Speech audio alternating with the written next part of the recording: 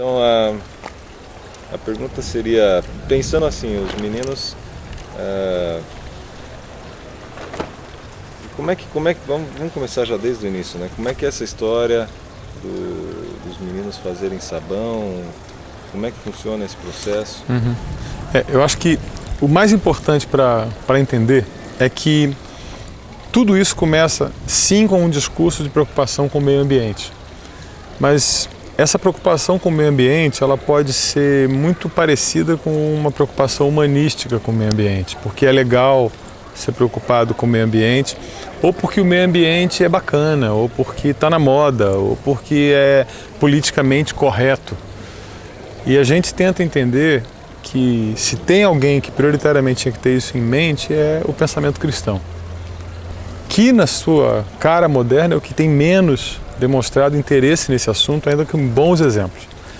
E interessar-se por conservação e meio ambiente, sem se interessar igualmente por entender um plano maior de Deus em cima disso tudo, é não entender o foco.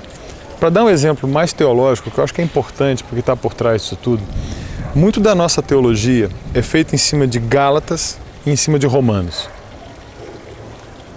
A gente prega basicamente Gálatas e Romanos. É o que fazer com o homem decaído.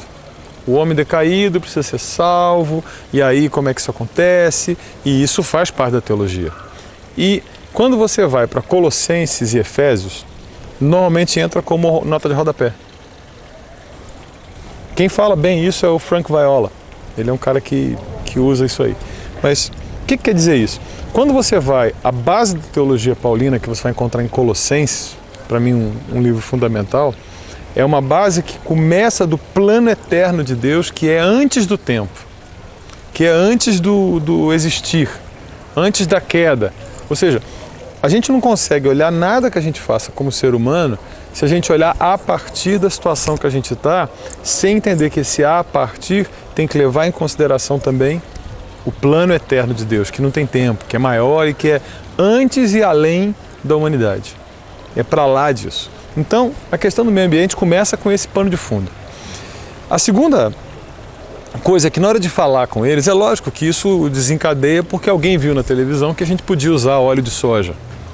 E fazer sabão é uma atividade muito legal, muito divertida e útil, né? Você pode realmente econômica e tem várias coisas que você pode dizer que a atividade de fazer sabão é. E ela é preservadora do meio ambiente. E na conversa com eles, a gente tem procurado trabalhar que fazer sabão é uma excelente metáfora para a santidade. E mais do que para a santidade, que a gente pode usar o recipiente normalmente no qual a gente traz o óleo que vai virar sabão como uma boa metáfora do que é santidade, do que não é santidade, o ato do sabão fala de um outro processo, que é o tal do desenvolvimento da salvação, ou o que acontece uma vez que eu estou restaurado e salvo.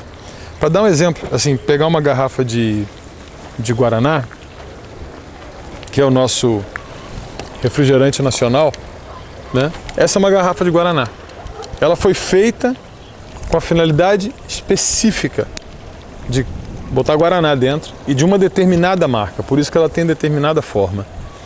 Não pode ir nem o Guaraná de uma outra marca aqui dentro.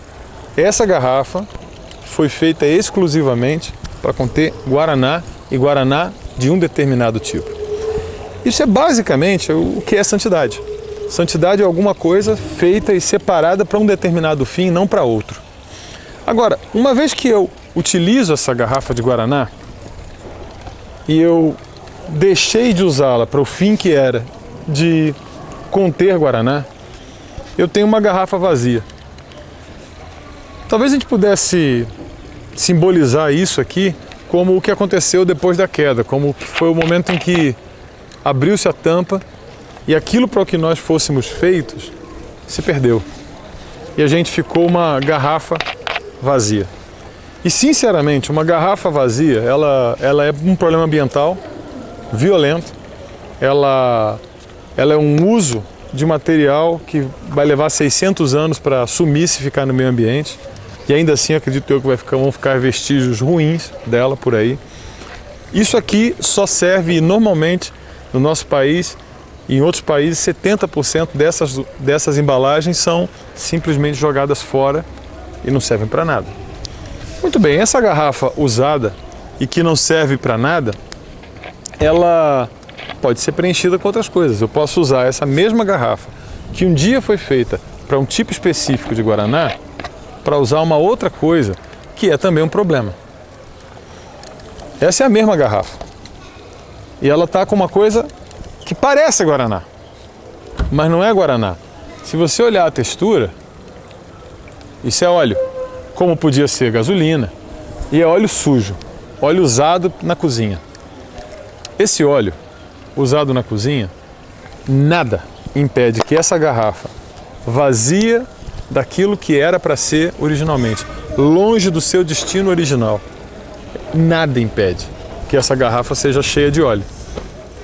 E ela assim, ela não só se torna um problema ambiental, como pode se tornar uma bomba de tempo, né? Ela, mais cedo ou mais tarde, esse óleo vaza para o ambiente.